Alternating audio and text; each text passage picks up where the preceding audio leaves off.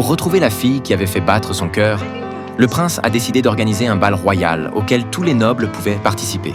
De l'autre côté, Annie a trouvé un ami à qui elle pouvait tout dire et lui a demandé conseil. Devrait-elle continuer à se cacher ou devrait-elle s'expliquer clairement au prince? Mais avant que son ami ne puisse répondre, le prince est apparu au loin. Voyant cela, Annie s'est empressée de se cacher, se précipitant dans une meule de foin. Le prince lui a demandé où se trouvait De Vinci. Il était le meilleur élève du peintre De Vinci.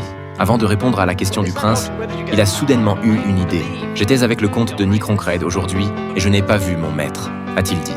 En entendant ce nom, le prince était ravi. Il lui a demandé l'emplacement exact de la maison de la fille. Ayant obtenu l'information, le prince est parti à cheval vers la maison de la fille. La fille s'est également empressée de prendre un raccourci vers le manoir.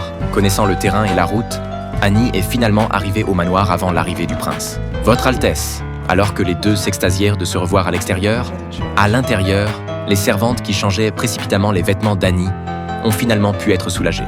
Apprenant que cette rencontre n'avait pas été facile, le prince a ordonné à ses gardes de partir et a décidé d'emmener Annie se promener. Mais pendant la promenade, une bande de bandits venus de nulle part est apparue. Le prince, pris au dépourvu, a été assommé d'un coup de poing.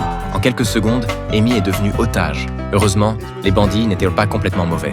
Le chef a ordonné de relâcher Annie. « Rendez-moi immédiatement mes affaires », a-t-elle exigé. « Et je veux aussi un cheval. » L'homme ne s'est pas mis en colère face à son avidité. Au contraire, il a dit d'un air moqueur « Tu peux emporter tout ce que tu peux porter ici. » Il s'est dirigé vers le prince hébété. Sous le regard perplexe de tous, il l'a hissé sur son épaule, puis est parti sans se retourner pour descendre de la montagne. Les bandits ont tous éclaté de rire. Le chef a même interpellé Annie, disant qu'il allait lui donner un cheval. Grâce à Annie, le prince a eu sa première expérience d'amitié avec des bandits. Assis dans un coin de la grotte, une attirance inexplicable est née entre eux. Finalement, le prince, incapable de résister, a embrassé Annie. L'expérience d'aujourd'hui a rempli le cœur d'Annie de douceur.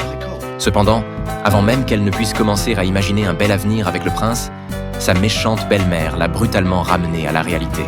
Elle convoitait depuis longtemps cette robe de la mère biologique d'Annie. Hier, alors qu'Annie était absente, la belle-mère a déclaré que c'était la punition pour avoir quitté son poste de servante. Annie, qui avait toujours été docile, n'a pas pu contenir sa colère. D'un coup de poing, elle a assommé cette demi-sœur. Elles ont eu une course-poursuite dans la pièce. Mais juste au moment où Annie allait l'attraper, Margaret a sorti le livre laissé par le père d'Annie avant sa mort et s'apprêtait à le jeter dans la cheminée. Annie l'a supplié de poser le livre. « Tu veux le livre de ton père ou les chaussures de ta mère? Après ça, tu n'échapperas pas à une volée de coups de fouet, quoi qu'il arrive. » Après une longue lutte intérieure, Annie a finalement choisi de rendre les chaussures. Cependant,